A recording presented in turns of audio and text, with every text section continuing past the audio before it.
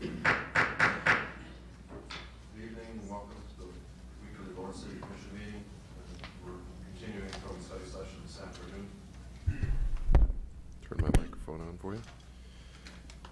First item on tonight's city meeting is the consent agenda. All matters listed on the consent agenda are considered under one motion and will be enacted by one motion. There will be no separate discussion on those items. If discussion is desired, that item will be removed from the consent agenda and will be considered separately. Are there any items on the consent agenda that a member of the commission would like to remove for separate consideration? Okay, I will remove item number 7. Is there any item, excuse me, is there any item on the consent agenda any member of the public would like to remove for separate discussion? Seeing no member of the public wishing to remove anything, adding to the balance of the consent agenda, that would be everything listed, less item number 7. I will include a claims to the vendors in the amount of $2,203,228. $2,203,228. Entertain a motion to approve the consent agenda. So moved. It's Amix Dever. All in favor say aye. Aye. Opposed? Carries 5-0. Item number 7. Item number 7 is approve comprehensive plan amendment CPA 43212 to Chapter 6 of 2020 and to adopt on first reading ordinance number 8757. Staff? Commissioners, Dan Warner with the Planning Office. I'm going to talk to you real briefly about CPA 4-3-12.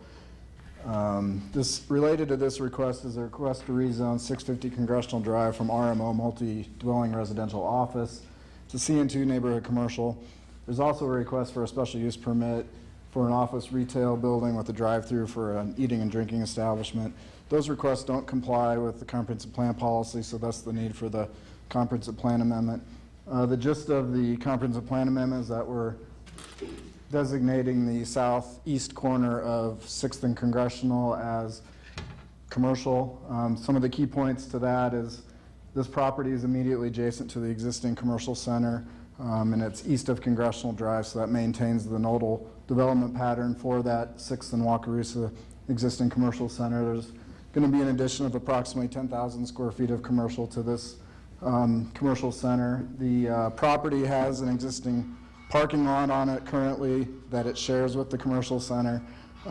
Access to that property comes through that property to Congressional Drive.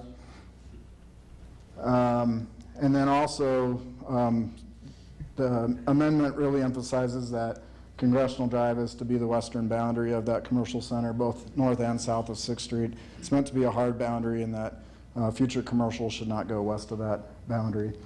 So the action is to approve the comprehensive plan amendment and adopt the ordinance 8757. Okay. Any questions for staff? Will you put the slide back up, please, with the right there. Whoops. This one? Yeah. And so Congressional going north is the western boundary of Walmart. Is that correct? Correct. All right. Any questions? Okay. Thanks. Just leave that up. I don't have any problem with this rezoning tonight or the comprehensive plan change, but I pulled it off to make a specific point in that earlier last year we had a request from Lowe's stores to locate exactly west of Walmart, which would be across Gate Drives, is that it? Yes. And I'm sorry, Congressional, the north-south road there. And at that time, I worked with the Lowe's people to see if we couldn't locate them at that location. They later withdrew for reasons unto their own company. But in the last 2 or 3 or 4 months, we've paid a lot of attention to the commercial district known as Mercado at the intersection of K10 and 6th Street. And so I'm reversing myself. I'm no longer interested in any kind of rezoning west of Congressional. I wanted to make sure everyone knew that. At the time, I worked to try and get Lowe's approval, which would have required a larger commercial node at that corner. Seems to me like if we're looking at a regional sports center and the associative zoning there, then that's where the net new zoning or net new commercial district ought to go. We shouldn't be increasing this particular node anymore. So from my perspective, I'm not going to rezone any additional land at this node. There's plenty of vacant land in it already, and then we have just down the street about a mile or a mile and a quarter already zoned commercial land. I believe also if we don't draw that as a hard, fast limitation of Congressional Drive, then you're going to have zoning creep all the way out to K10. So I just wanted to make that statement and ask the people to be cooperative with that. That's where I'm at. Any other comments? Okay, entertain a motion to approve. So moved. Second. Moved and seconded. Carter, Amix. All in favor say aye. Aye. Opposed? Carries 5-0. Thank you. Next item on the agenda is the city manager's report. Mayor and Commissioners, just a few items to highlight. See some photos there of the production on the city's new fire apparatus, Engine 4. Looks like we're going to be able to get that new vehicle in early September. Pierce Manufacturing is one of the nation's leading manufacturers of fire apparatus out of Wisconsin, and we go up and check on the vehicle, have some of our fleet maintenance people go as well, so they're very familiar with it. So we'll be excited to get that. This is part of your infrastructure sales tax at work, so we wanted you to see that. Appreciate Commissioner Carter and Mayor Shum participating in the, I believe those were the only commissioners at the skate park renovation dedication there at Centennial. Appreciate that. Have some report and some information about that. And then we got some information from Kiplinger's, which is a national publication, that Lawrence is one of the 10 best cities for affordable summer cookouts. Wanted you to see that. They highlighted Centennial Park, so this week might be a better week for a cookout than last week or maybe next week. So anyway, commend the rest of that to your reading and be happy to respond to any questions you might have. Any questions for the city manager? Well, it's good to know that we're one of the top 10 cookout cities. All right. Next on the agenda is our regular agenda, and we'll receive staff reports on possible use, secondary use for the Santa Fe station for transit, considering authorizing staff to proceed with a request for proposal for consulting services to evaluate potential transit hub sites. Staff? Good evening, Mayor and Commissioners. First, if I could start out with just a brief update for you of a couple things related to the Santa Fe station. We had a memo that's in your packet related to that. The grant for bringing the project for construction-ready drawings is underway and planned to be completed by early fall. Additionally, we have been made aware that Johnson Controls is now assisting BNSF with facility maintenance and oversight of all of the contracts related to the facilities, particularly the facility here. And so we have a contact now through BNSF for those sorts of maintenance items, which I think will be helpful.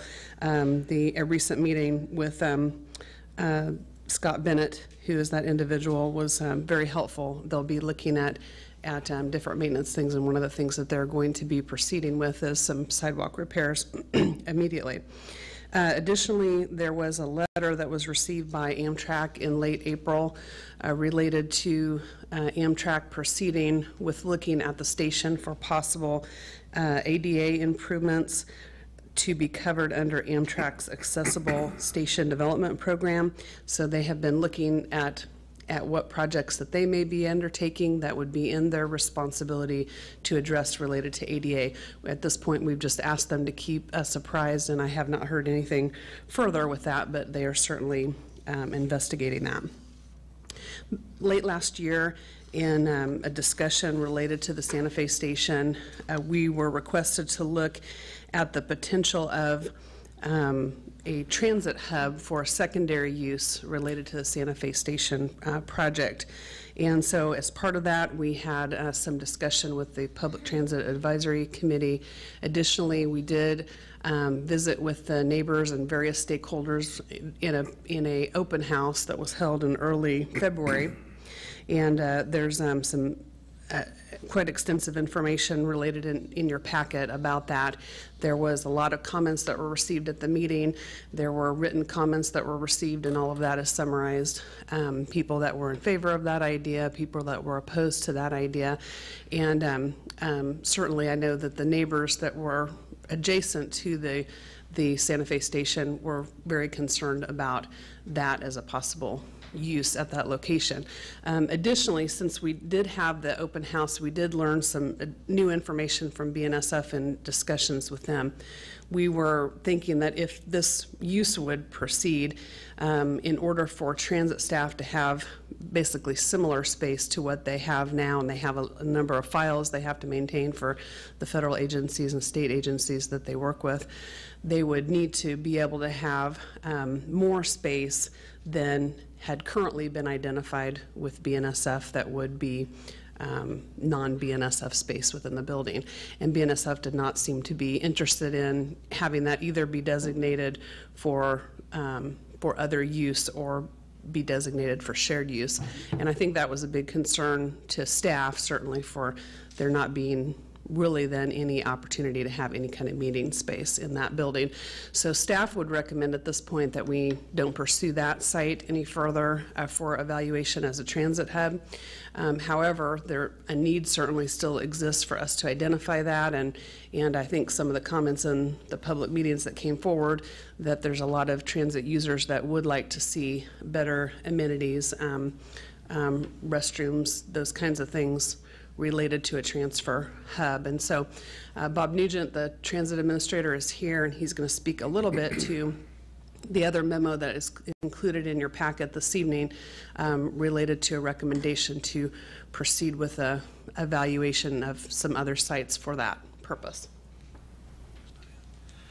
Mayor, Commissioners, transit's been around for over 10 years now. When we first started transit, we kind of artificially, in a way, focused our transit operation in the downtown. We have operated that way for, as I say, 10 years. We've been at 9th and Mass most of that time. As you well know, over the last couple years, we have had to move down to 9th and New Hampshire because of construction and stuff in the general area. We're kind of running out of places to go into downtown. I was sitting through the budget meeting earlier, and we're hearing about development happening all through the downtown. It's some high-priced land in the downtown. The question, I guess, is that where transit needs to be in the downtown? Can we find a place? And how do we go about finding a good location for it? So the memo that's before you is a request for authorization to put out an RFP to look for some sites in our community that would best suit transit and a transit center for operations. So any questions? I'd be more than willing to try to address them. Questions?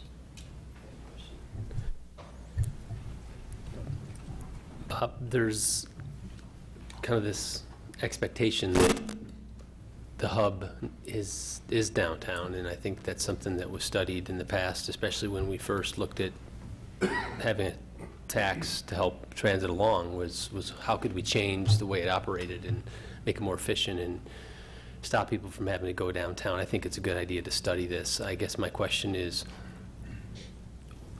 are we looking at using our own resources to evaluate the right spot and the right combinations of maybe sub-hubs or sub-locations for transfers?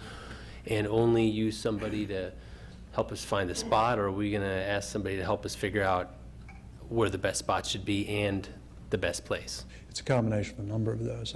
We have to use our own staff. We have a good GIS program. We had some really good ways of finding locations for site analysis in our community.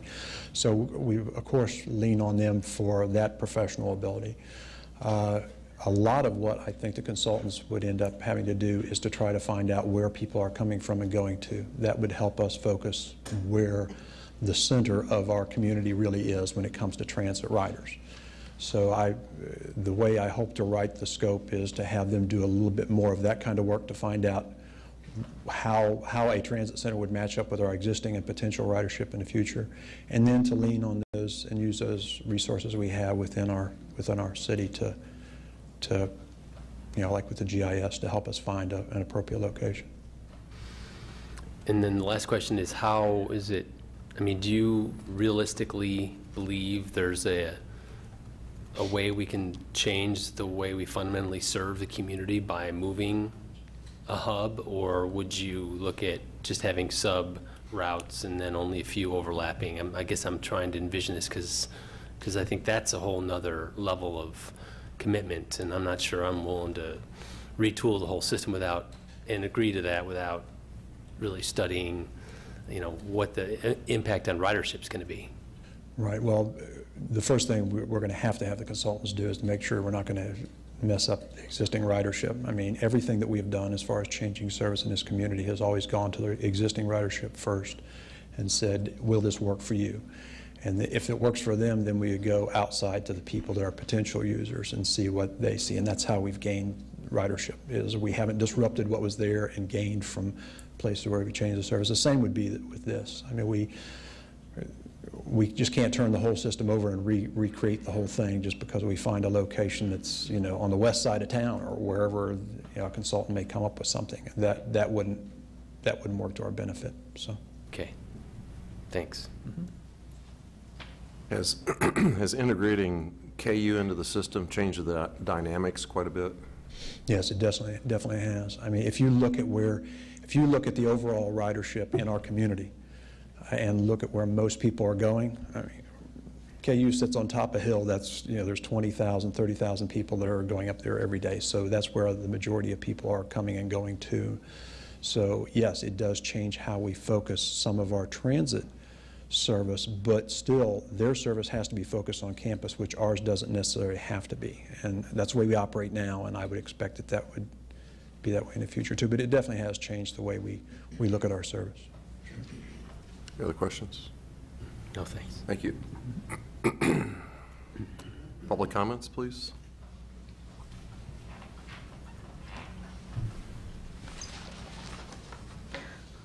I'm Leslie Soden. I'm not president of the East Lawrence Neighborhood Association. As of this moment, I'm just Leslie Soden. So in the budget session, study session that we had, we talked about expanding the garage next to the library. So perhaps if we had some kind of transit center there along Vermont Street, we could get some federal money to help pay for the expansion of the garage. Let's get someone else to pay for it. Okay. Thank you.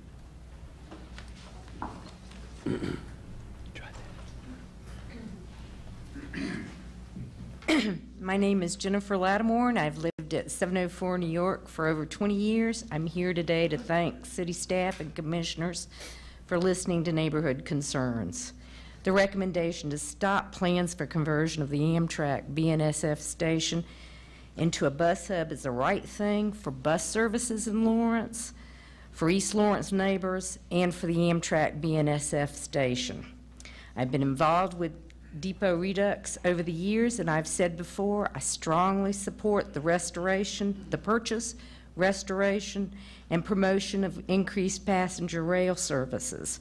This train station is a gem of mid-century modern architecture. It's a time capsule from the 1950s that should be preserved, restored, and shown off for years. The City Commission long ago voted to acquire this station. We should not let the opportunity to preserve this wonderful historic jewel pass by. It should not be only restored but also enhanced, enhancing the green space, improving parking, putting in walking paths and bike trails for the neighbors to come by and enjoy the station in a manner that will not increase traffic congestion, noise, and pollution for the neighborhood. And another thing is a good transit hub is also needed. With proper site selection process, a bus transfer site can be identified that promotes bus ridership as well as economic development and minimizes negative environmental, economic, or social impacts on surrounding residents. I look forward to working with the city to move these projects forward. Thank you very much. Any other comments?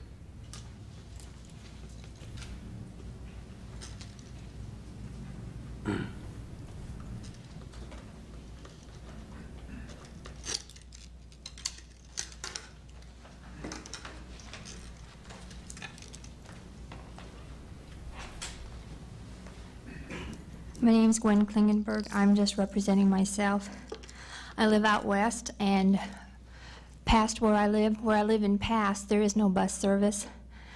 We are building apartment complexes along 6th Street very rapidly. We've got 2 more that have been submitted just across the Congressional Drive, across from Walmart. And a lot of these kids, they do a lot of their studying in the Dillon's lunch area there at 6th and Wakarusa. And you know me, I'm brave enough to go ask people questions. And they know that this is a car town. They have to have a car, they have to be able to get around. But as we're seriously considering our bus system, and when we first voted on this some time ago, we were looking at possibly grid. I understand that's very expensive. So the possibility of some sub-hubs is very important, because as we build these apartments and as the retirement homes out there where more and more of us are disabled or getting older, having to come downtown to go to South Iowa or even to campus is a little ridiculous, and it's very time consuming. And as we build the rec center, whether it goes by the high school or if it goes out farther, and Mercado's definitely going to need that service. It'll help them get developers into the community because of the buses. We need to be able to keep our transportation up with our development and not build faster than we can create our transportation. And I seriously think we need to take the time now to consider this. Thank you. Thank you. Any other comments? Hello, my name is Tom Harper. I'm a member of the Depot Redux Board, and I'd like to thank Diane for all of her work with Santa Fe Station, the BNSF, and Amtrak. And I really hope that we don't just drop the ball on the station because of the secondary use as a transit hub being dropped. There's been too much energy put forth for years, and it's really about leadership. I see this a lot with commissioners that, you know, you take on a project and you work it, and I don't know if we have a leader anymore with the depot. So I'm hoping that you still instruct Diane to keep in touch, kind of keep the ball up in the air, really, because we need your support.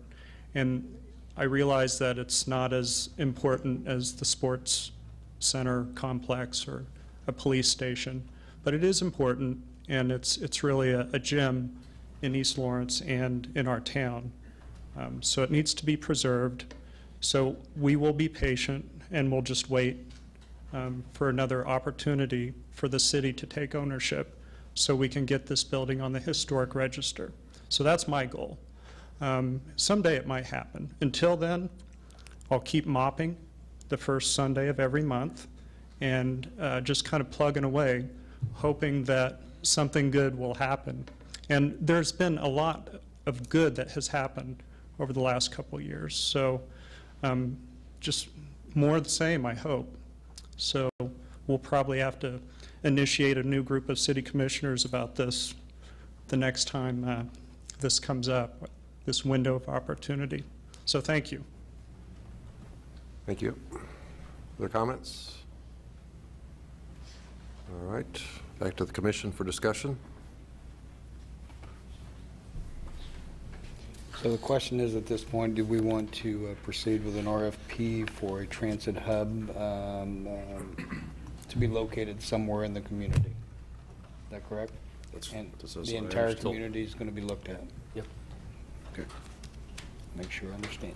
It's going to cost $40,000, and it's going to be funded by the dedicated transit sales tax funds. Anybody want to make a motion? I move to authorize staff to proceed with the request for proposal for consulting services. Moved to by evaluate Moved by potential Dever. transit hubs. Second. Second by Carter. All in favor, say aye. Aye. Opposed? Carries 5-0. Thank you, everyone, for coming down. And I'm sure that we'll find the proper site out there. Mayor, at request of Tom and I know a number of other people about continuing as you know, different grants and things that come forward. Diane and others on staff's continued investigation of you know, grants that may exist to help eventually with ownership and improvements to the facility. I think would be a reasonable direction to look at this time also. Yeah, you know, I don't think anyone's abandoning the Santa Fe station. I think it's a really neat opportunity for the city. Sometimes these things just take a little while to find the right combination of everything that works. So I wouldn't want anyone to believe that just because our action tonight changes what we thought might have been an opportunity for the station. Certainly doesn't, in my opinion. I don't think the rest of us, anyone up here believes that. So we're always waiting for the right moment, the right grant, or the right opportunity to come by to try to plug things in and make it work. So I would say kind of hang in there, and we're not forgetting about it at all. I really want to see that become a reality. So that's the statement I want you to carry back to the rest of the folks working on that. Thanks for your mopping every Sunday. Yeah. Okay, next item on the agenda is to consider authorizing the publication of the 2013 budget summary and establishing August 7th as a public hearing date. Staff? Mayor and Commissioners, I don't want to go over too much of the budget that we spent a couple hours on this afternoon. We do need your direction at some point on establishing the maximum mill levy and the maximum expenditure authority. I think we got very good direction from you all in regards to water, wastewater expenditures and revenues, that it may be all right to set it at that amount, but you're not setting any of the rates and not approving any of the projects until we've done a lot more work on our end and a lot more deliberation on your end as far as how we want to proceed. And just so you understand, as opposed to us trying to move those numbers a lot, on the water and wastewater, we can keep them at that. And then if we don't raise rates, we'll make the necessary adjustments and not expect the revenue to come in and not expect the expenditure authority to be there. In regards to the property tax side, you've seen my recommendation. You've heard some discussion about other items and issues to add.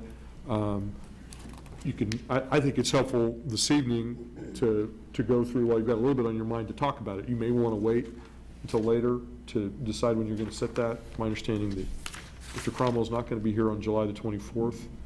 So, but you can give direction, or we can proceed. That the setting of that just is the maximum amount. You still have August the 7th, when we will have everyone here to consider this budget item in adopting the budget.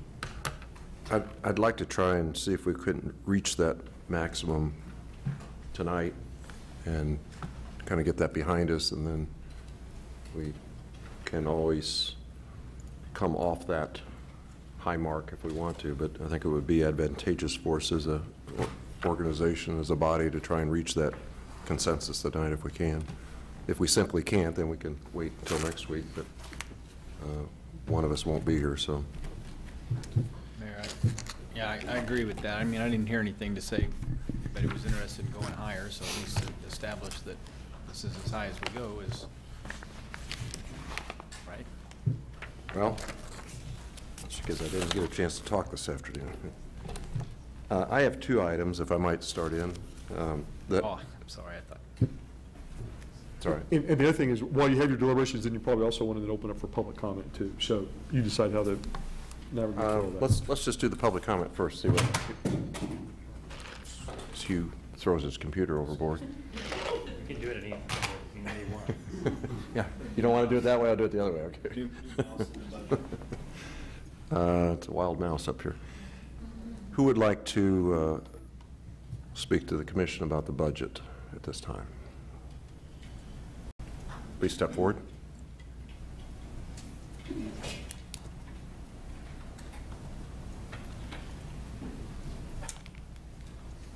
Why don't you use the microphone over there? There you go.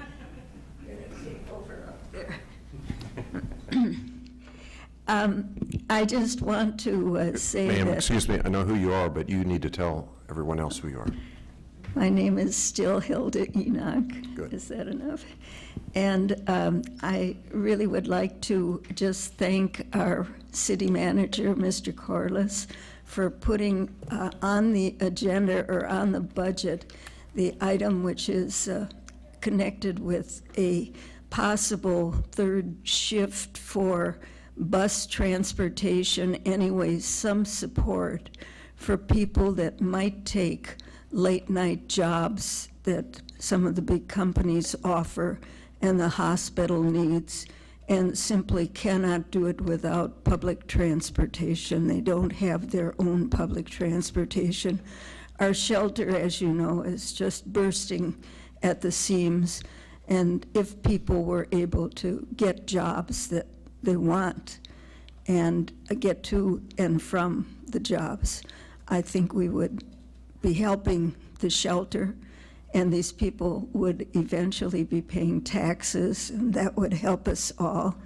And I just feel that it's very important to include this opportunity, and that's what it is, a pilot project, to see if that time between 8 when the buses here close and 6 in the morning, we can't do some demand support scheduling to help people get to needed jobs so they can be self-sufficient. Thank you. Thank you. Other speakers?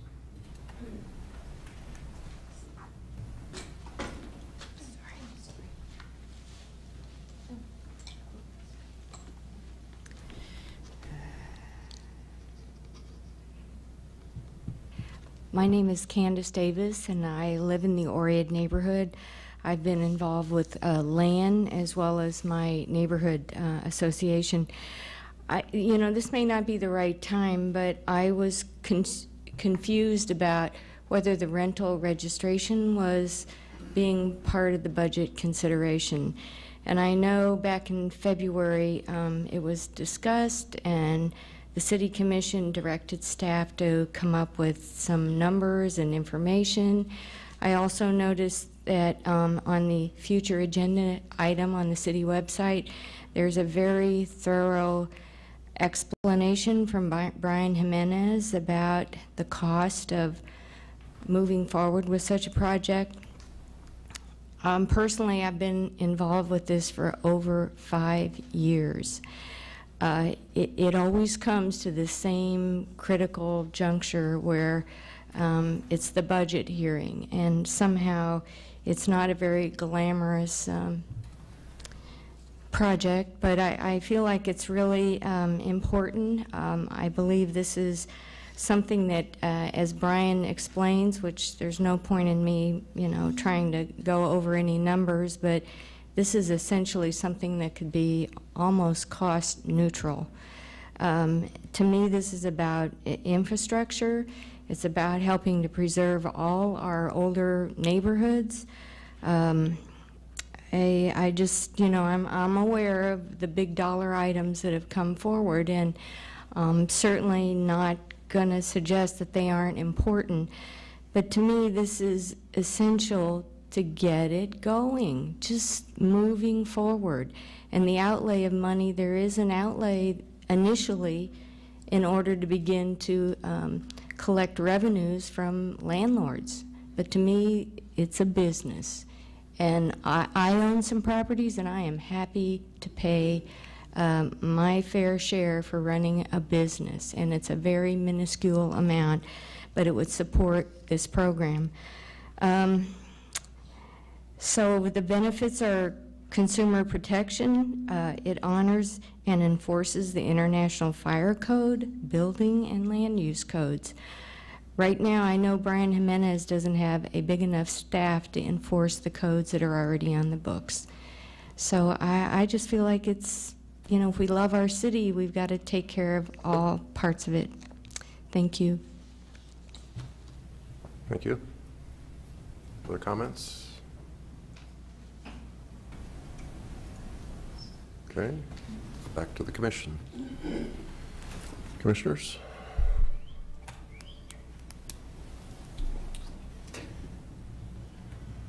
Did you have new items for us to consider, Mayor?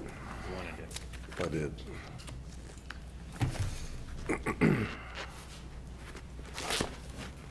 There's two items that I'd like for us to consider additional funding for. The first one is Hearthstone House. It's a recovery house for alcoholics and drug addicts, and it functions in our city, and it has about 10 participants in it. And they have been in business for quite a while. Maybe business isn't the right word, but they've been in operation for quite a while.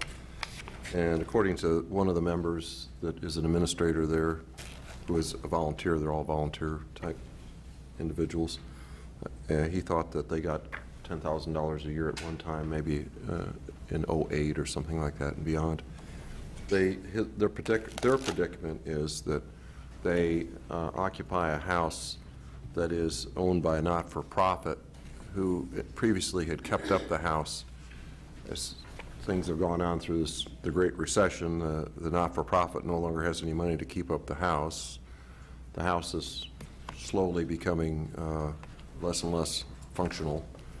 They're afraid that eventually the house will be not usable. They put in a request for $24,968. He said it was in two requests. One was for $7,600, and the rest was an amount that they would find extraordinarily beneficial if they could get it, but the $7,600 was their baseline. When I checked with staff, evidently they did not get the application in on time, and so it wasn't considered, and so it wasn't funded. I would like to, after talking to this individual who is the administrator, would love to see us consider the $7,600, so that allows them to keep going, basically. That's request number one. And that would be over and above the other requests. It wouldn't be shorting anyone. It would just be adding to it. So $7,600 for Hearthstone. The other area that I've been involved in a lot, and I'm still concerned about, is the Lawrence Community Shelter. In this budget, they receive $36,000 from the Special Alcohol Fund, and then out of the Social Service Agency funding allocations, they receive $55,000. Well, the recommendation is $55,000 and $8,000, or $63,000. I'd like you to consider a couple things here. First of all, leave the $36,000 alcohol recommendation alone, not move that in any way.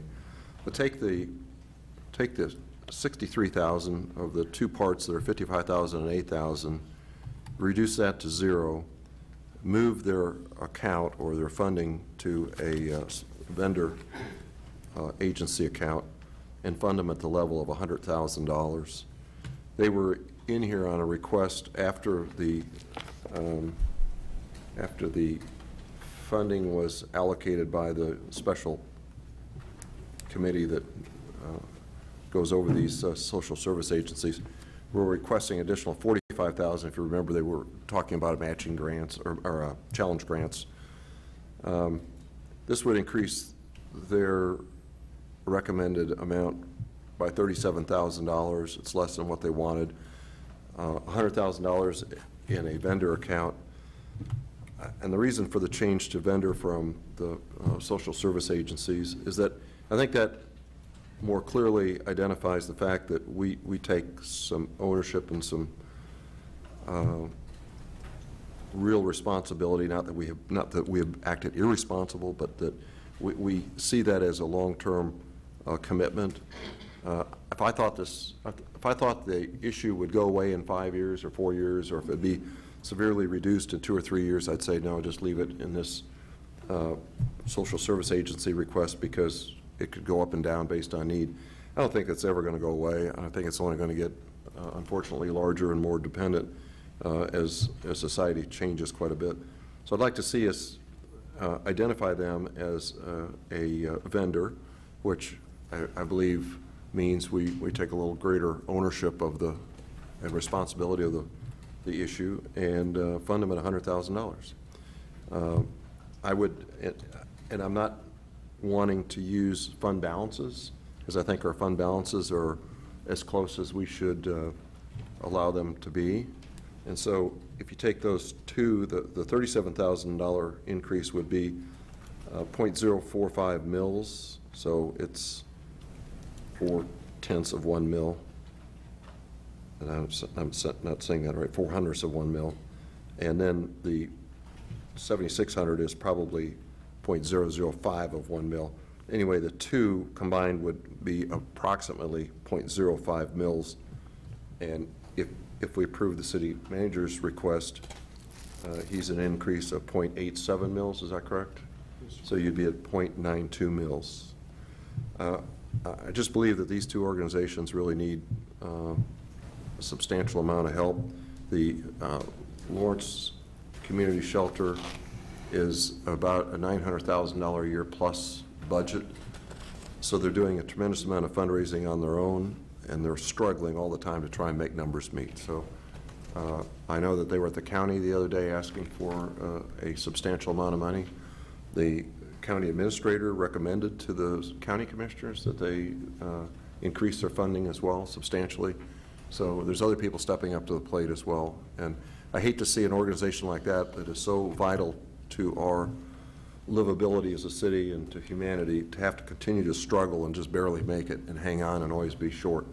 So that'd be my request for you to consider.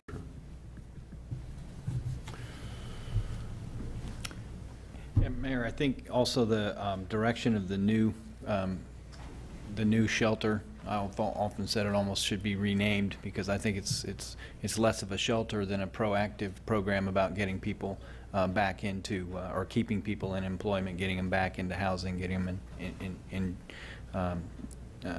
jobs, teaching them soft skills versus just putting a roof over their head. So for that reason, I think it's really in its new space with the right amount of space that it'll be able to have a lot better outcomes that'll actually be contributing to the economy as well, getting people back to where they're more sufficient themselves. Still kind of concerned about what's going to happen when it does move, about those that are strictly needing shelter, the chronically homeless, the addicted, mentally ill, that will not fit into this new program and won't have anywhere to go. So I'm not sure how that's, not saying we should deal with it, it's just something else that's out there I'm concerned about. But I would be in agreement with moving at least a portion of it to the vendor category and still keeping some that kind of, no question, still keeps the pressure on for the shelter to aggressively raise their own funds and compete with the other social service agencies for the small pool, for at least a portion of it. Part of their problem is part of their success, in that they're moving to a bigger facility. You're going to be able to offer more education, more training, more transitional housing, trying to get people out of the rut they're in and back into the mainstream. So when you move from small to big, you have more costs. But I got to believe down down the line, this will translate into a better situation for the city of Lawrence and the people who are caught in this bind that can't quite get out of the poverty level they're in because there's no facility. So I think it's a good investment for the community. I really do. I'm not going to lobby anymore. And Mayor, Mike? you did not want to do the challenge grant as was requested by the community shelter when they were here during the original hearing? We could do that. I don't know how you write that into a budget request. I mean, we could ask that they do that. I mean, certainly. that was the request. That was It is, and they were willing to do it. I'm just, They still are, I think. and it's fine with me. I mean, you know, if you want to take and put a restriction on half of it based on additional fundraising, obviously from their numbers, their total numbers, they got to raise a whole ton of money anyway. Even if we give them $100,000 a year or $136,000 a year, in the county, whatever they give them, they still got to raise over $500,000. So there's a lot of fundraising to do on their behalf for themselves. Okay, so go over again, if you will, what you want to transfer into the I'm on section. page, if you have your 46. budgets with you, I'm on page 46 and 47. Okay. 46 has two categories. Wait till you turn pages. Okay, about in the top table, about halfway down, it says Lawrence Community Shelter twice. Right. 46, Aaron. Yeah. Okay. So that's 8,000 and 55,000, which equals 63,000. And then in the table below, about 2/3 of the way, I'm sorry. The 36,000? Yeah, where did I have it? Yeah, okay, I didn't have it marked. Yeah, about 2/3 of the way down, it's 36,000 out of the special alcohol fund. So I would propose to leave that alone, just leave the special alcohol fund as contributing 36,000 to the Lawrence Community Shelter. But in the table on top, the 63,000, zero that out and just reduce your numbers across and whatever. And then move their agency request across the page to 47 under vendor services, list them as a vendor and allocate $100,000 for budget 2013, which is an increase of 37,000. Okay, so we're going to take the funding from the social servants agency request of the 63 and transfer it into the vendor and add $37,000. Correct. So the 37,000 is represented by the .045 mill levy increase, correct? Approximately. It's approximately. Give or take. Within a few pocket change. And then the 7,600, the Lawrence, or the Hearthstone, which is, I keep losing that guy all the time. Is it? Five up from the bottom on the special alcohol. Yeah, okay. On the special alcohol, fund them for 7,600. Now, is that special alcohol fund capped? Did they, I mean, is that an amount that's totaled out? You've still got a fund balance. We've spent from the fund balance for SRS and other things, but I mean, you probably could absorb 7,600. Or would it be better to put them in the general operating fund above under social services? Mayor, why don't you do this then? Why don't we take and do the transfer as you suggested, rather than increase by the $37,000 or whatever it was, make it $25,000 as a match, you know, up to the $100,000 total. Does it, and move it to vendor? If you want to do that. I'd really like to move it to vendor because. I've got a question on that, though. I mean, I understand the rationale for moving it to vendor, but we have a tremendous number of social service organizations and needs in our community. And when they're not a vendor, when they're listed under all the other ones, we compare all of these groups together. And I mean, you could make a fine argument for any of these organizations. Sure. And, you know, by removing one, I'm not sure that, you know, what the rationale really is there, other than it's. I think his idea is it's a de facto service that many communities provide at the city level, and that they're kind of serving as our third-party vendor for in essence, because of the money we're giving them, as well as Right. the fact the public is helping to contribute to that. But they're taking some of the burden from the city and essentially providing that service as a third-party entity. And I think what Bob mentioned to me is you know, they're like a vendor in that we expect certain things for the services that we provide, or for the money we provide them, and in return we expect the service to be provided. Unlike some of these other entities, it's more about providing, you know, things that the city would never be in the business of providing, or really are not responsible to, but that we choose to, or we're elective involvement to. I think that's what. That's exactly right. And also, we tend to be more dictatorial towards them. Maybe dictatorial is not the right word, but we're more, we have more say in what they do, and we try and encourage them to go certain ways. I mean, we have a relationship with them that I think that is a little stronger or a little more exact than, say, the Boys Club, Girls Club, or the Douglas County Special Olympics, or the JALC area aging. I mean, we don't really get into too much management with them, but we do get into management, or we do get into style, and we do get into, like, we need to see this, and this happen. So, I mean, on one hand, I really believe that we're expecting a lot out of them, and so I see that relationship should be a little bit more solidified in terms of an official relationship between the two.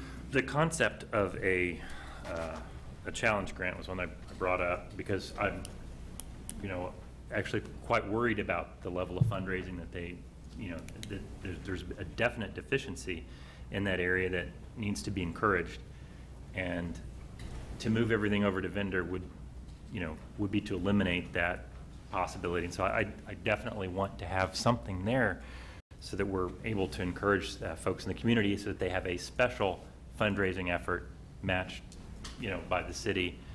Well, and I think they're fine with it. They offered to do for additional $45,000. They said we'll do it on a match. Correct. So I mean, we don't want to move it all to vendor because that would eliminate that possibility. Well, here's what you could do it as a vendor. You can do it under. We do that as. Yeah, I think so. I mean, if we're electing to pay them these dollars as a vendor. Yes, sir. Mr. This is a good discussion. We've struggled a little bit at a staff level about the distinction between vendor and different agencies. This got started when there was a good discussion about, well, legal aid was a social service, but we have to have them perform the service in municipal court. Humane Society, it seemed a little bit difficult to have them pitted against the great work that they do and the social service agencies do, because every urban community is going to have a dog pound or an animal control, something like that. So that got started there.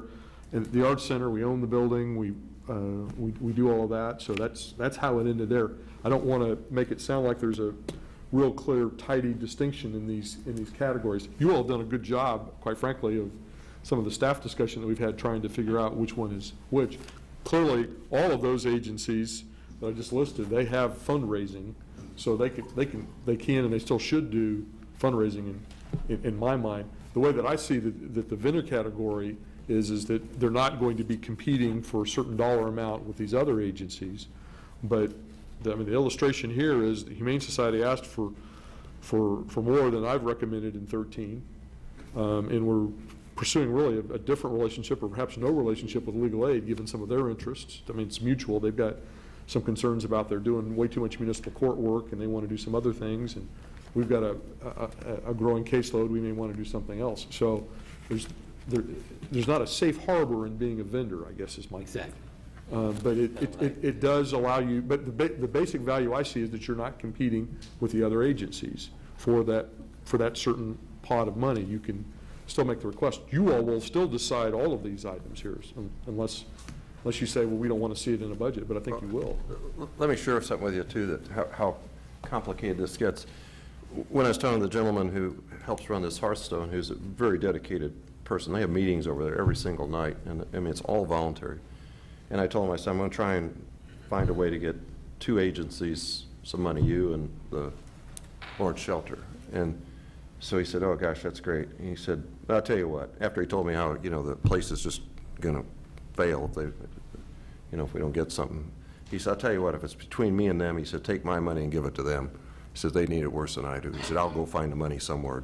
Not me, I shouldn't say that but I don't believe that he's going to have an easy time finding the money. But that's, I mean, there's charity begetting charity right there. So, my point there is they don't want to be competing against each other for funds. And so, I mean, that's where I'm at. What if, all right, let me ask you, Mike. Here's the way to take care of it. Okay. You transfer the 63,000 into the vendor fund, and then add $18,500 to it as a match that will go, match an additional $18,500 from them. That gets them to the $100,000 that you're trying to get, correct? Not exactly, because when they asked for the 45, if you kept the 36,000 in the other line. Yeah. Leave the 36 in the special alcohol, Right. just don't do anything with that. My understanding when they were here and they asked for the 45,000 that they could match was such that they would have the 100,000, well then they got the 8 extra, but they would match that 45,000. But I thought it was up to a maximum total budget line of $100,000 though. I'm trying to procure $100,000 from the city on a vendor status for them. We could do it 50, and they'd have to match the second 50 to where they'd end up with 150,000 then. If they don't match the second $50,000 dollar for dollar, then they wouldn't receive. I mean, I don't care if that's how we want to do it. Well, all I did was, lay out the ability for LCS to be eligible under the vendor line item up to $100,000 by putting up $18,500 in matching funds. Okay, I don't get to $100,000 that way, but Part of this too, it's difficult without having any advance warning of any of this to really try to figure out how we're going to do it exactly. We haven't, maybe we have a set number and we can move forward from there with some of the details. And that's the value of tonight. All we got to do, we can set the top limits and then figure out the mechanics of it. We can always roll it back. And I'm sorry, I just didn't. That's okay. I called a couple people today and I ran out of time, and we haven't had a discussion yet amongst ourselves really about the things that we're concerned about. We've been kind of listening well at these study sessions and asking specific questions of what staff has been approaching us with. But on the vendor and the special organizations, we've just heard from them really. We haven't had a discussion, so apologize for not having any advance information. Whatever that top, whatever that top number is going to be tonight, it's probably not going to be whatever, the final number is that we publish tonight. We just have to have the maximum amount that'll be. You can come back off the top number is the way I understand it. You can go down, you can't go up. Right. Exactly. So if we approve some numbers, you approve the Hearthstone, you approve the 100,000 or up to the increase of 37,000, then you add that on to whatever else anyone else wants to propose, and then you set your upper limit, and we can have the discussion on matching grants or whether it's in the one fund or the other fund, and that's okay. Did you have something, Commissioner Carter, you wanted to add? I didn't. I think I mentioned something to you on the phone earlier today, and I realized that's already included in the budget. Is it? Okay, good. Any other items anyone wants to? You mean additions or comments? Well, let's stay with the additions part. We're on a roll. None here, sir. Okay. Mr. Amix, anything? No, sir, I'm not looking at adding anything. That's a relief. That's worse. Keep that under 1. That's right. Keep that number under 1. Would you like to add anything? Yeah, there's a lot of things I'd like to add to the budget, or to at least what we're doing. It's just a matter of keeping that number down is, I think, the important thing. I think we have a definite need for an arts coordinator. I worry about the mill levy right now. I worry that this is the time, that this is the exact time to do it. I don't know. I think it's something that there is an investment there potentially that our community could reap some rewards back from. I guess I just have a little bit of concern about adding anything to our mills at this point.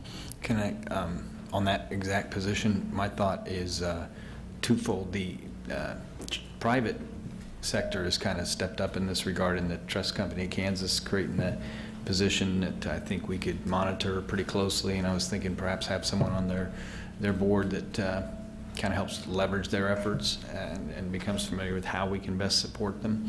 In fact, the position that is in the budget is the part-time position that's under the CVB right now, and that's event focused.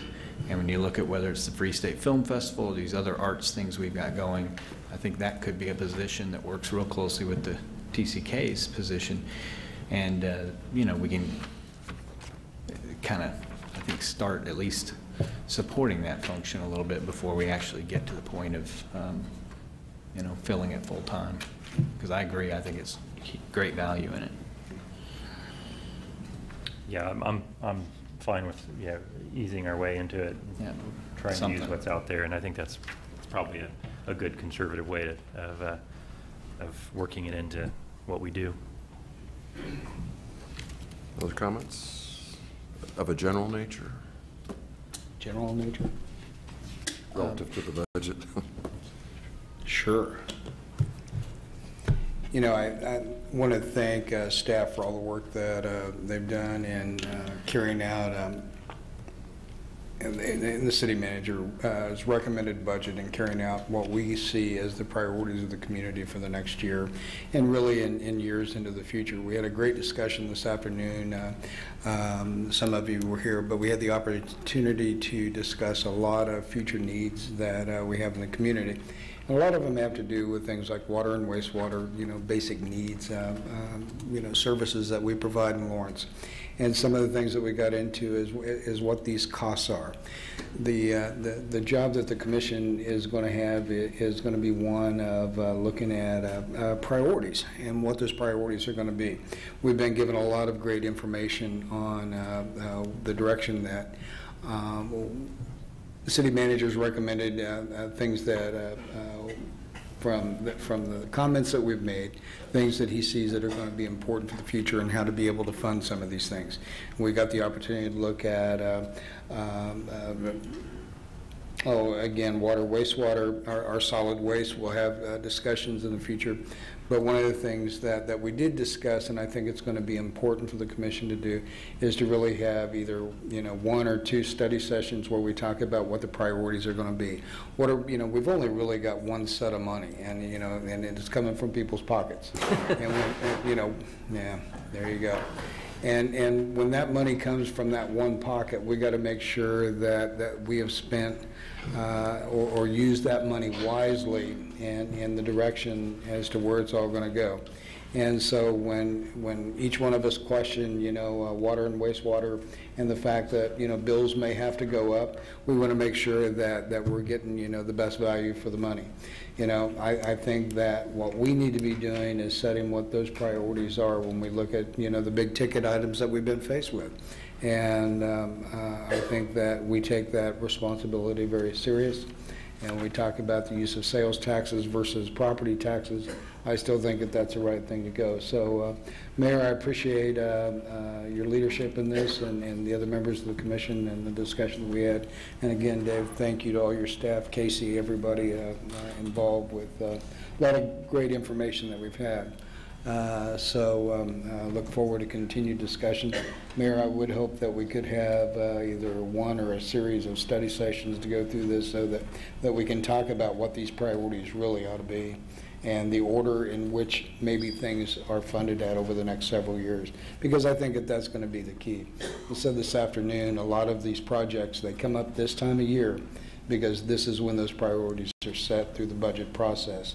Well, the big ticket items that we have now, we may have to look at a multi-year plan on how and when these items can actually come and be paid for or funded in such a way, and how and where those projects are going to be paid from. Again, the discussion about sales tax versus property tax is something that's very serious. And, you know, I think that that's going to be a very important session that we have. So I look forward to those discussions. And again, thanks.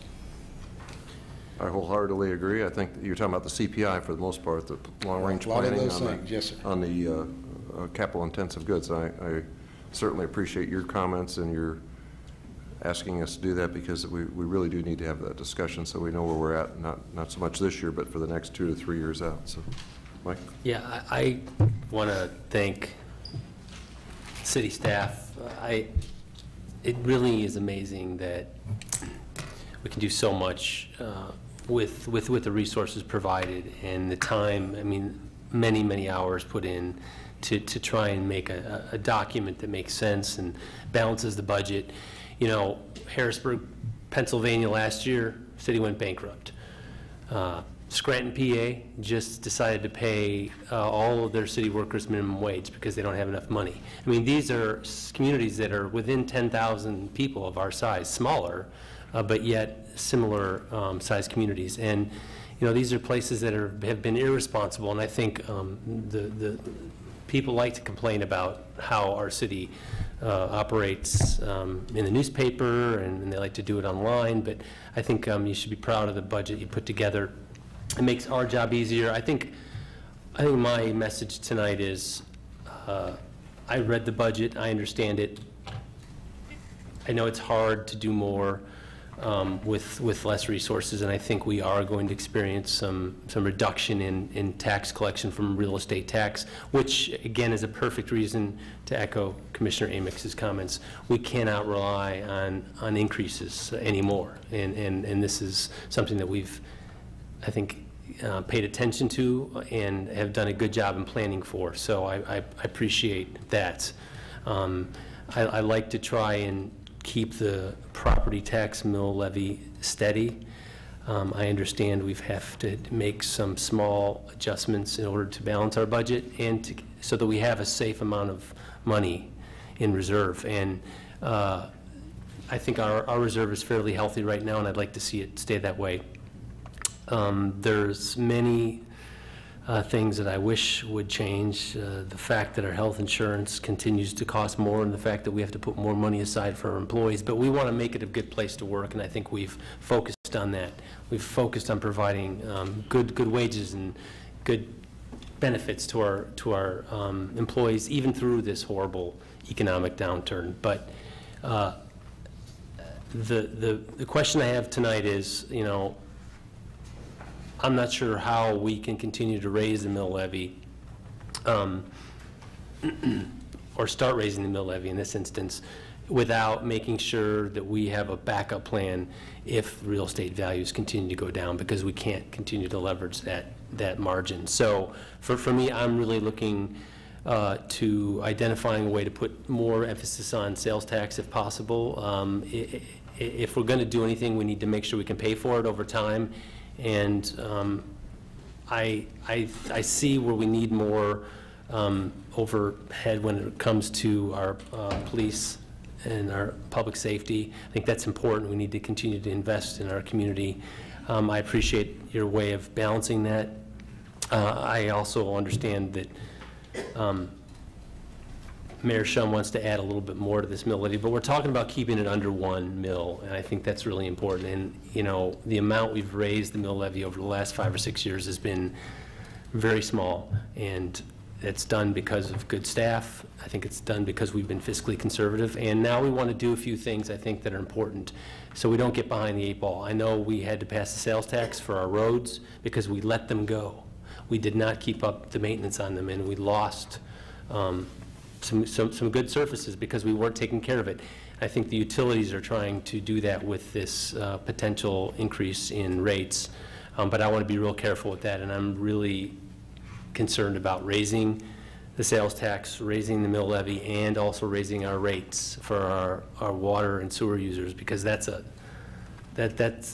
combination of increases that many people can't afford. So I think we're going to need to really pay attention to what we need to do and what we can put off in a finite way, in a reasonable fashion over time, the additions to our utilities that need to be done. So overall, I'm willing to set the mill levy at the rate that you suggested, which would be additional 0.05. Is that right?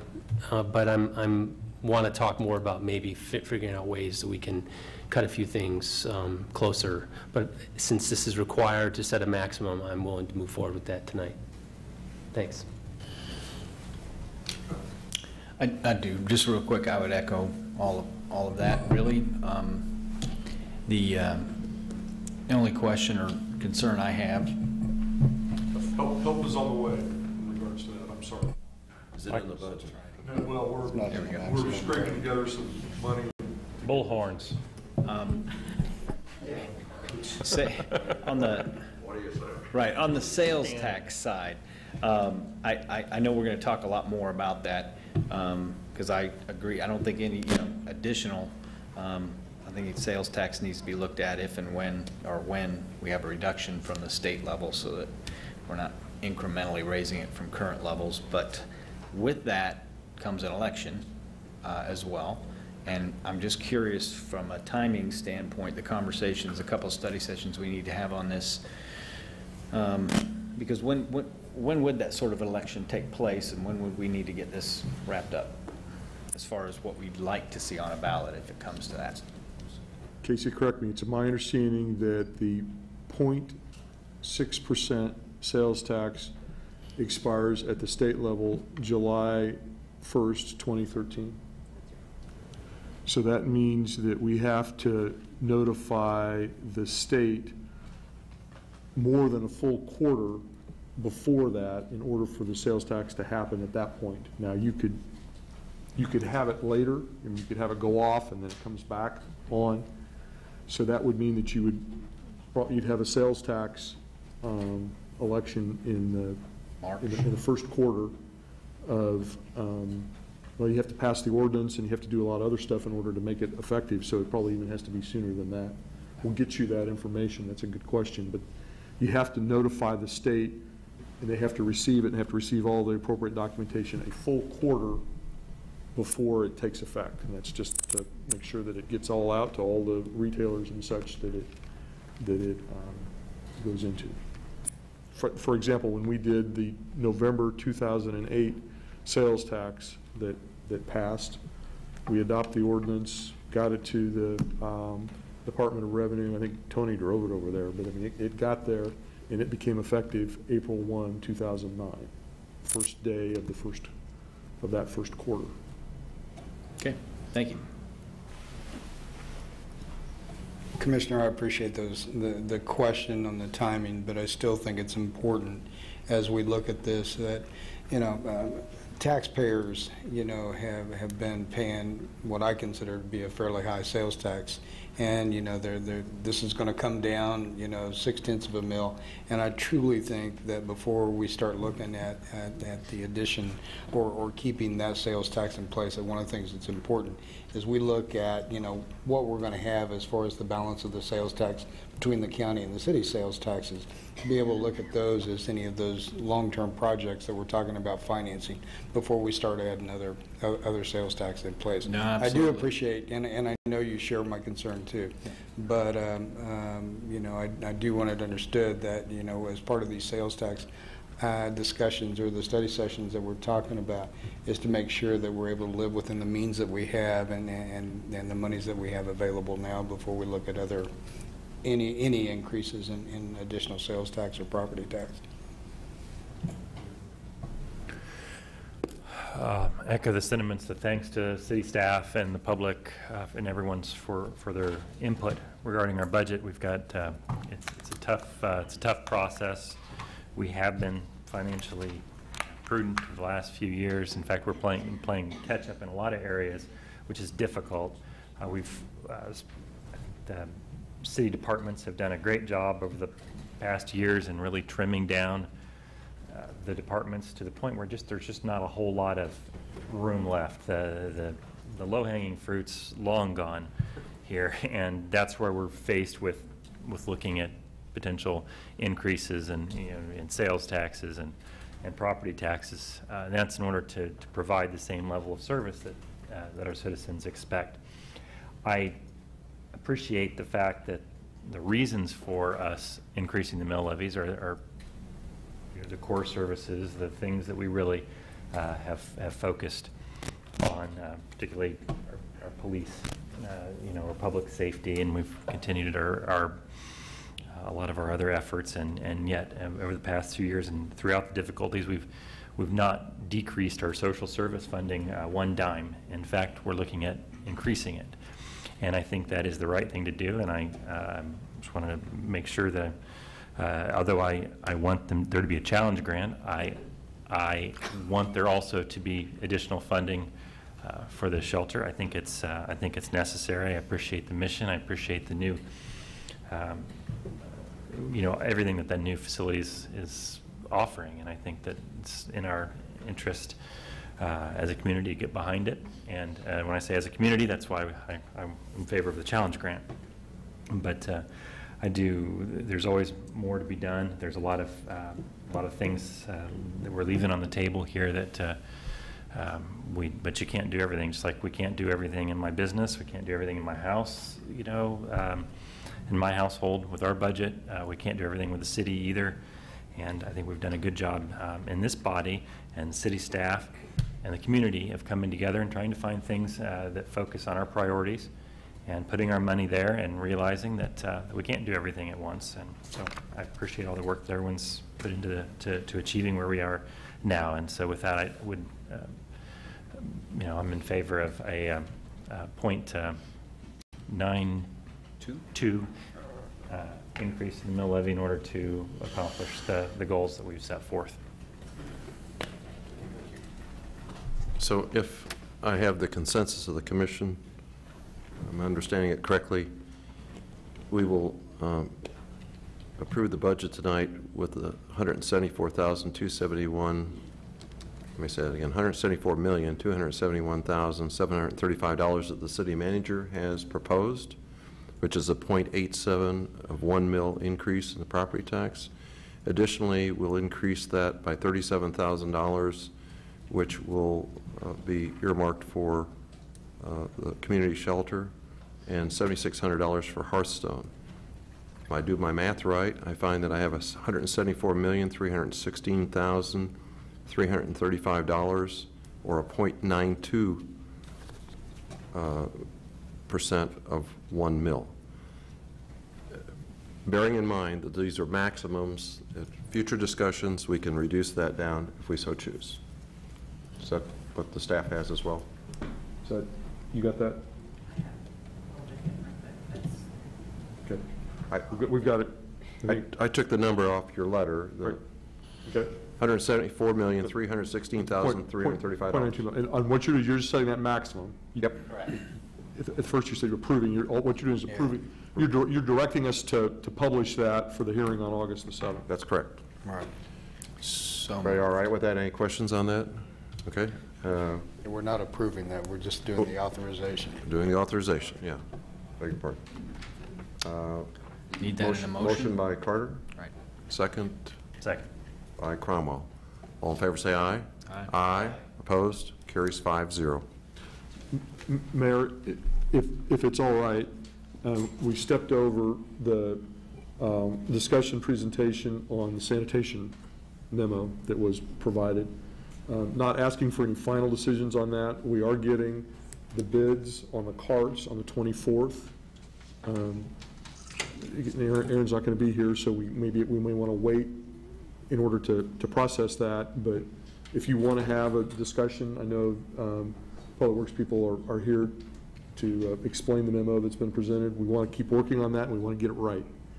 So I don't want to delay the evening, but I just know that we've got a little time left. We got a short meeting next week, the 24th. Down in Commissioner, we got a lot of other things. We skip, then we go the 7th. If we want to, go ahead. If we want to talk about it, let's have a brief discussion tonight, so that if there's any questions we can ask. And that's fine. Brief. My question got answered. Staff want to make a presentation? Brief. Order. Yeah, I don't think you want to hear it, so. Yeah. But anyway, go ahead. A quarter? Let me start at the beginning. Tammy Bennett, And you are with? the City of Public Works. All right. The City of Public Works. Oh my gosh. City of Lawrence. Okay, so we met in June. Are you guys getting a lot of feedback there? Sorry. We met in June, and you authorized us to proceed with the bids. Those are out for the residential rollout carts for single-family residential households. We will get the bids back on July 24th. We expect to have the recommendation to you on August 7th. And then if you approve at that time, we're still looking for a fall rollout for the carts on the street. So when we talked in June, you gave us a little bit of feedback. One was you wanted some employee feedback, or you wanted to get some feedback from our employees, which we have done, and then also our recommendation on the rates. So I want to start with the employee feedback, because we had a long discussion about the cart size in June, and staff recommended a 65-gallon cart. When we surveyed our employees, basically we said every employee that works for the solid waste division, we asked them two simple questions. One was, if you were picking the cart size between the three industry standards, based on what you see on the street, what cart size would you pick? And the answer to that was 71.8% of our employees said 95-gallon. 26% said a 65-gallon would be the best size, and 0% said a 35-gallon is the best size of the cart to make our standard cart size. The second question we asked them was, based on what you see on the street, if you had to assign percentages, so of everybody you see out there, how many people do you think would be in their very best size in a 95, in a 65, and a 35? And we define the best size as being the cart size that's going to be able to take all the trash most weeks of the year. There are going to be weeks that it's definitely less than that in the cart. There are going to be weeks that there might be more than that, and there'll be a little bit on the side. But for the most part, all the trash the whole year. And the responses back from our employees were very similar. About 58% said 95-gallon is the right size for 58% of our households. 34.6% would be in the 65, and just under 6% would be in a 35 as their best size cart. So that was the feedback from our employees. Little bit different from the 65-gallon we recommended, but there are some other things that went into our 65-gallon recommendation, which is that you seem to be moving forward very assertively with curbside recycling, and there's some other things that are changing the makeup of the trash that's out there. So hopefully the 65 and curbside will marry up nicely. So that was the size question we asked. The other thing we did was had a great feedback session with all our employees and asked them what their concerns or issues are. And it was loud and clear that their primary concern was about yard waste. That they fully support. You know, a year ago their primary concern was about containerization. They really felt like containerization was critical in order to get to a safer work environment. Looks like that's moving forward, so the next concern is, but what about yard waste? Because that material is heavy, it's awkward, it's always hot or challenging when they're out there picking it up, and how can we move toward increasing automation with that?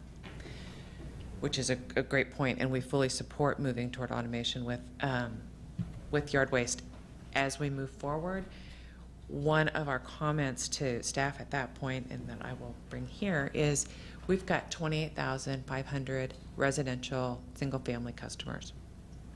That's the trash we pick up. On our heaviest periods of yard waste, we have about 6,000 households. And on average, we have up 3,000 households that we pick up yard waste every week from April through November. So the scope of what they're lifting, the frequency of what they're lifting is different. And our hope is that we will be able to containerize, I don't know if that's a word, but it's a word in Public Works now, the city of Public Works, that we can containerize the trash, and then kind of the next step for us will be an education and outreach campaign where we help people understand they can use the rollout cart that they have for trash also for yard waste. Won't be mandatory. We'll still pick up cans, carts, and compostable bags, but you've got the cart that you can have that dual use with that also makes the 65-gallon a really handy size, 90, 65 or 90 are the good sizes for yard waste. So those are the employee feedback components. We've done some data collection on, what does the trash weigh in different size containers. It's not scientific. At this point, we need to collect a great deal more data to have some verifiable, replicatable numbers to say, on average, people that put out trash in a 35-gallon container, average weights of X, and people that put out trash in a 65-gallon container, average weights of Y, 95, or Z. When we get carts on the street this fall, we will begin a very rigorous data collection process where we'll be able to have good data for you when we get around to our rates next year, that we'll be able to say, what we're seeing out there is the 35-gallon carts weigh X, Y, and Z, and this is what that equates to differently at the landfill. We really, one of the things we didn't talk about as much in June was we struggle with perceptual concept that a 95-gallon container is 3 times bigger than a 30-gallon container.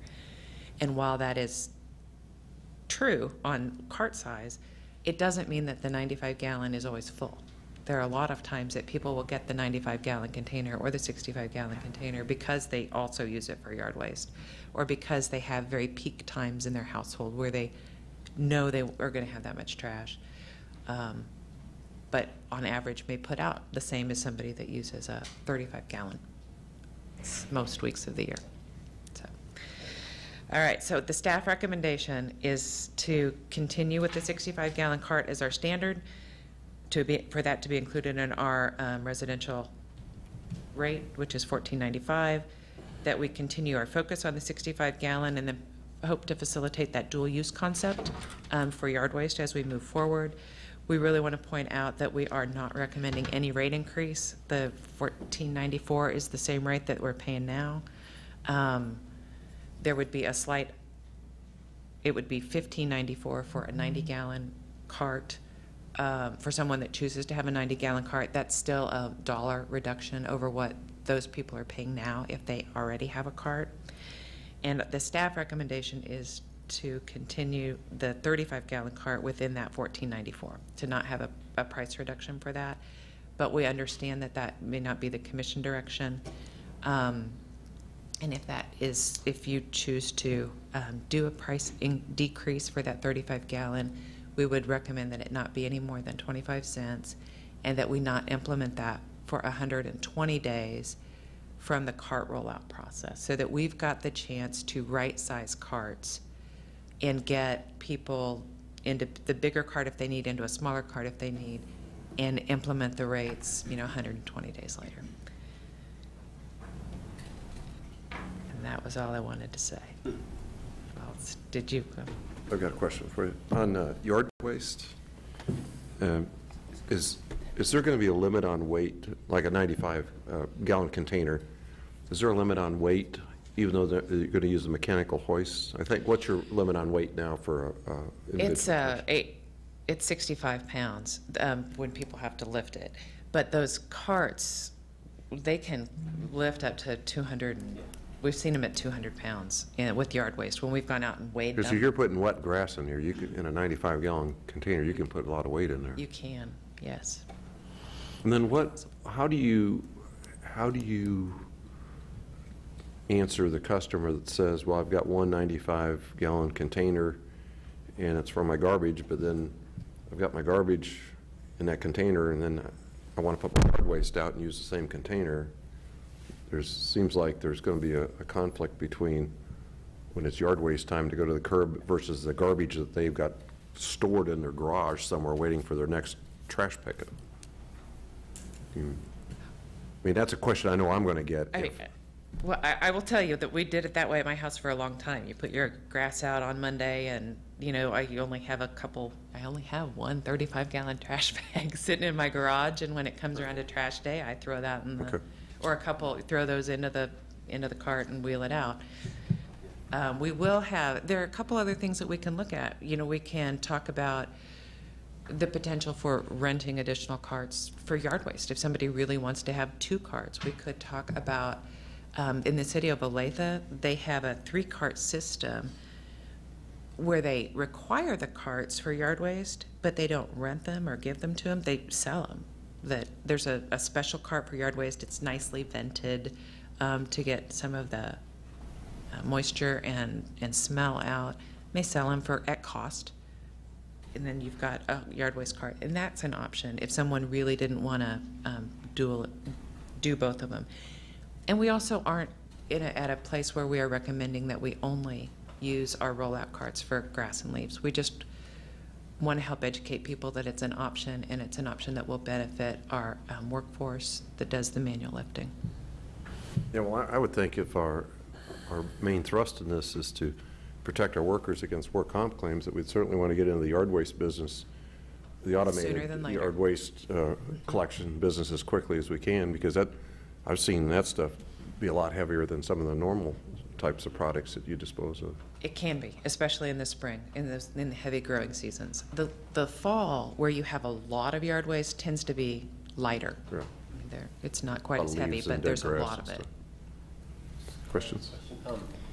When we're done, I think if we buy all the carts, we have people, how many people rent carts right now? About 7,000. 7,000. So are you going to replace those carts? No. We've got 7,000 carts on the street. We have 28,500 customers. Not in the first round, you will not. Good. So I'm left out. You're out. Sorry. Well, the reason I ask is I thought there might be some retiring carts that we could give to people to use to try and encourage them to containerize the yard waste properly to help cut down. And as things age out or whatever, if people want to switch or we have extra capacity when this whole experiment is completed, I think there might be enough to go around. Not all for free, but I mean, there may be some available to start the heavy users, the heavy yard waste people, give them tools to automate that process. Absolutely. We've already started doing a little bit of research on what it might take to retrofit some of our existing carts with some of the vents to help them be, I mean, you can utilize your regular cart for yard waste, but the venting is also nice.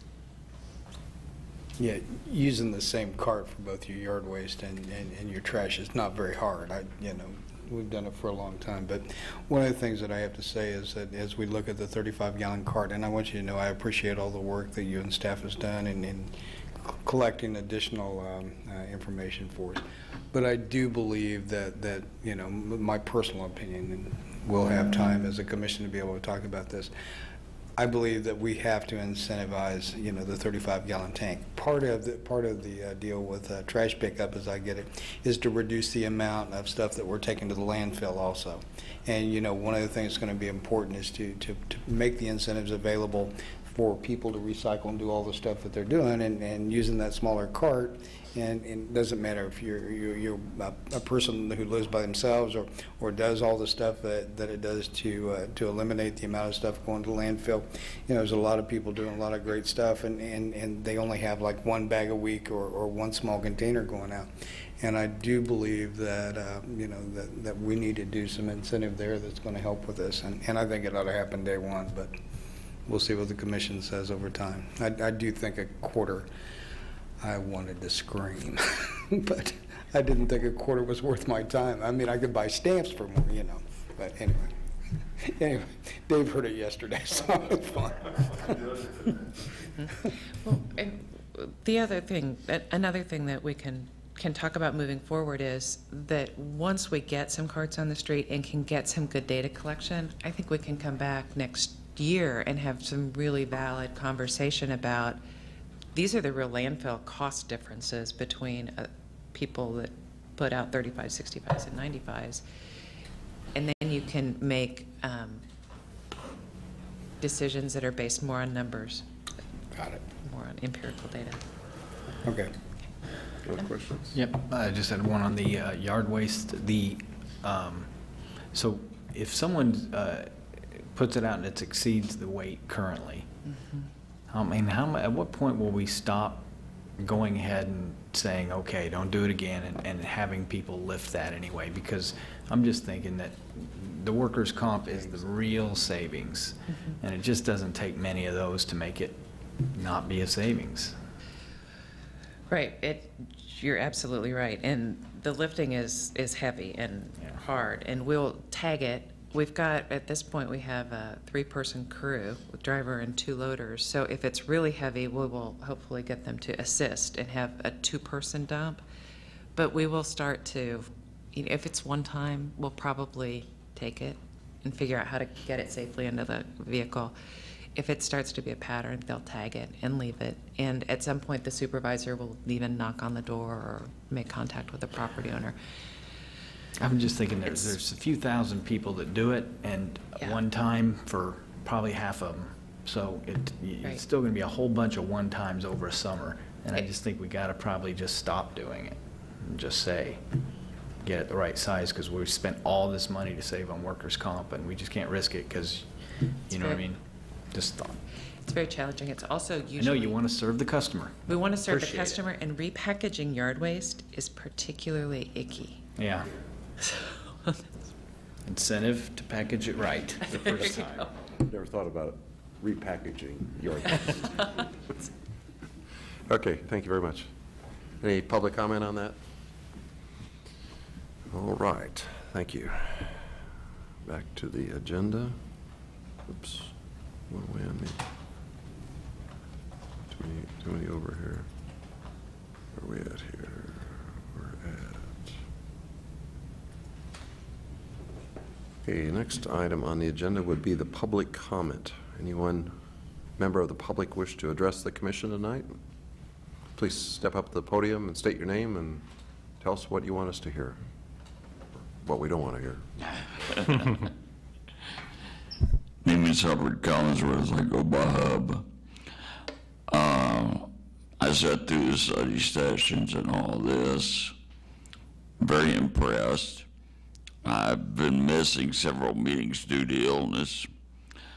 And I definitely want city staff thanked for all their contributions and answering my questions when I phone them or getting back with me. I want to thank Davis, Mr. Corliss, and all you commissioners. You do a fantastic job for us. Wish more people would show up down here in the public and express this than they do. My quick question right now is there's going to be additional comments on the budget session, because I got one comment on what the mayor brought up was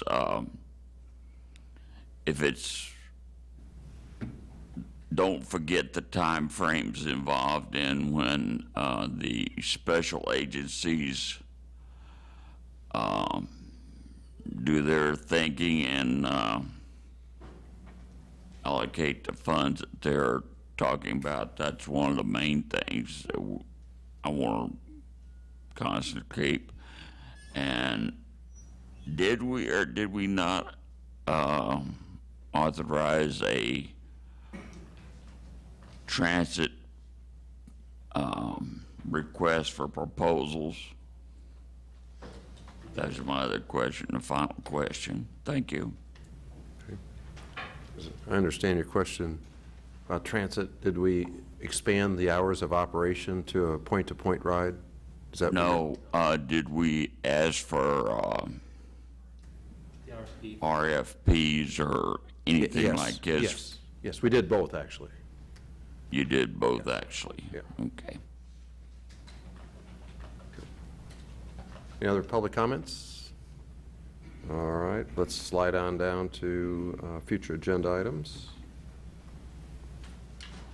Mayor and Commissioners, next week your meeting begins at 3:30. We don't plan on having any items that would take us very long, because we don't want to have something that would necessitate a lot of public comment at that type of meeting. So that's our plan for 7/17. On the 24th, we've got a number of items. The Public Incentive Review Committee that the mayor and the vice mayor sit on did provide the Public Incentive Review Committee did provide a recommendation in regards to the TIF project. That public hearing will be conducted on the 24th. We'll have a couple of other items relating to some code inspection issues. I think the vacations will be fairly straightforward and won't take too much time. Then on the 7th, we are now have the public hearing that you've authorized this evening on the proposed 2013 budget.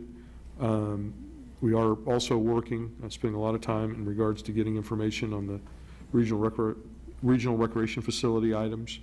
And Jonathan's got kind of an omnibus hearings on a number of alcohol sale events for some sale of alcohol at several events downtown. So some busy commission meetings. Okay. And then on the 28th, we're not meeting. 28th? That doesn't sound right. On 31st. 31st. Yes, sir. On the 31st, there's no meeting. That's correct. Okay. All right. Any commission items this evening? I just want to make sure everyone was aware that, you know, we had authorized some funds for the Heartland Community Healthcare Clinic, you know, to help them try to submit requests for certain authorizations and accreditation, and they were successful in getting that. So the money that we helped give them, I think, will make them more self-sufficient and able to provide better services for the community and be more self-sufficient. So congratulations on that, because I think it paid off. So thank you. Other comments? The calendar. Anything there? I know the planning office has invited you all to a lunch this Friday at noon to meet with the planning commissioner, so I want to make sure you got that, and if you can RSVP, fine. If you can't show up, we'll be in good shape as well. You see some other items there that'll, if you have an opportunity to attend, that'd be great. Okay. We have, I think we have 2 new planning commissioners, don't we? One from the county and one from the city? That's right. And will all the commissioners be there, or a good number of them? Yes. This is an orientation kind of Right, we do an annual orientation for the entire commission. When we have greener members, we get to the basics, and sometimes we explore deeper concepts with a not-so-green commission. But we have some new members, so we'll be doing a morning and afternoon set of activities with them, and you're invited for lunch to share expectations you have with the commission. Right here? Right here.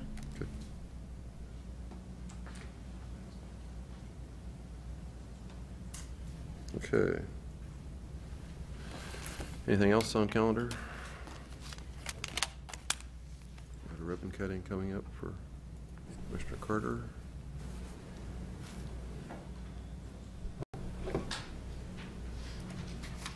All right.